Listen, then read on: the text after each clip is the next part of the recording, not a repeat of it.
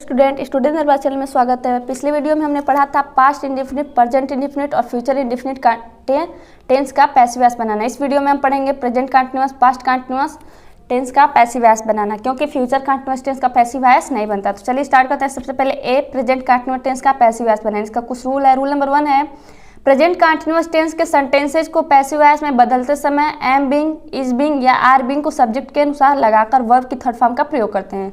जैसा कि हम सभी जानते हैं प्रेजेंट कंटीन्यूअस में इज एम आर का प्रयोग होता है, लेकिन जब उसका हम पैसिव वॉइस बनाएंगे तो इज एम आर के साथ बीइंग का प्रयोग होगा और वर्ब का थर्ड फॉर्म लगेगा। जैसे एग्जाम्पल एक्टिव वॉइस का है, I am singing a song, मैं एक गाना गा रहा हूँ।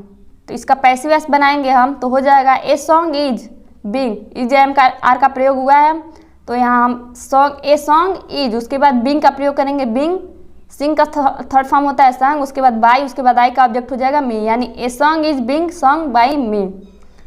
रूल नंबर 2 है, यदि वाक्य प्रश्नवाचक है तो एम इज आर सब्जेक्ट के अनुसार सर्वप्रथम लगाते हैं। जैसा सभी जानते हैं कि प्रेजेंट कंटीन्यूअस टेंस में अगर इंट्रोगेटिव वाक्य है तो इज एम आर का प्रयोग सबसे पहले करते हैं।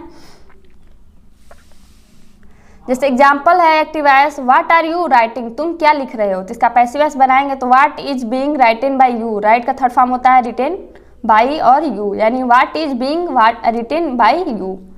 रूल नंबर 3 है, यदि प्रश्नवाचक वाक्य में प्रश्नसूचक शब्द बीच में हो तो सबसे पहले प्रश्नसूचक शब्द की अंग्रेजी लगाकर इज एम आर का प्रयोग सब्जेक्ट के अनुसार करते हैं। सभी जानते हैं कि हम लोग अगर वाक्य प्रश्नवाचक शब्द जो वाक्य के बीच में हो तो उसकी अंग्रेजी सबसे पहले लिखते हैं, उसके बाद अदर लिखते हैं। ठीक वैसे ही पैसिव वॉइस में अगर प्रश्नवाचक शब्द बीच में हो तो उसको सबसे पहले लिखेंगे, उसके बाद इज एम आर का प्रयोग करेंगे, उसके सब्जेक्ट के अनुसार लगाते हैं।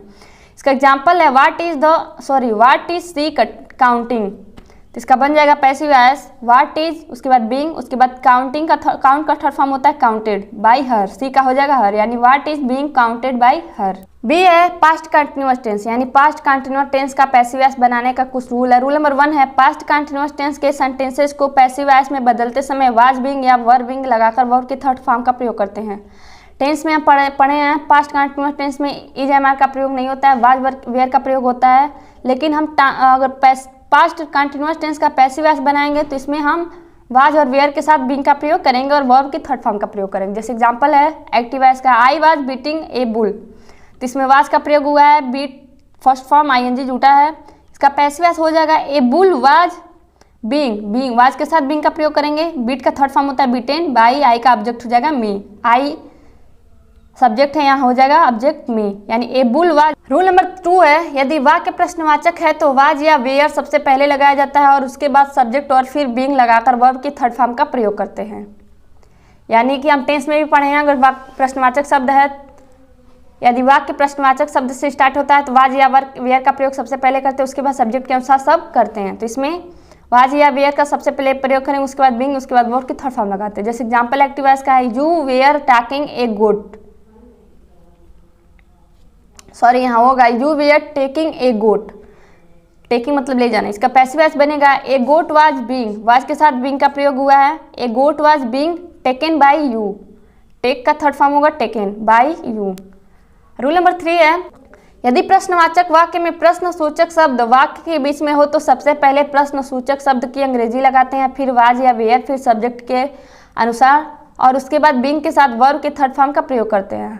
टेंस में भी बताए थे कि अगर प्रश्नवाचक शब्द बीच में हो तो सबसे पहले उसकी अंग्रेजी लगाते हैं, उसके बाद is am are was were जो भी है उसका प्रयोग करेंगे, उसके बाद सब्जेक्ट, उसके बाद अदर लिखेंगे। तो इसमें भी वही होगा और इसके बाद या वेयर के साथ बीइंग का प्रयोग होगा। जैसे एग्जाम्पल है active voice, she was drinking milk, तो इसका पैसिव वॉइस बनेगा मिल्क वाज बीइंग, वाज के साथ बीइंग जुड़ जा रहा है, ड्रिंक का थर्ड फॉर्म होता है ड्रंक बाई, सी का हो जाएगा हर ऑब्जेक्ट, यानी milk was being drunk by her. C है फ्यूचर कंटीन्यूअस, स्टार्टिंग वाले पैसिव वॉइस के वीडियो में बताए थे कि फ्यूचर कंटीन्यूअस टेंस का पैसिव वॉइस नहीं बनता है। नेक्स्ट वीडियो में हम पढ़ेंगे परफेक्ट टेंस का पैसिव वॉइस बनाना।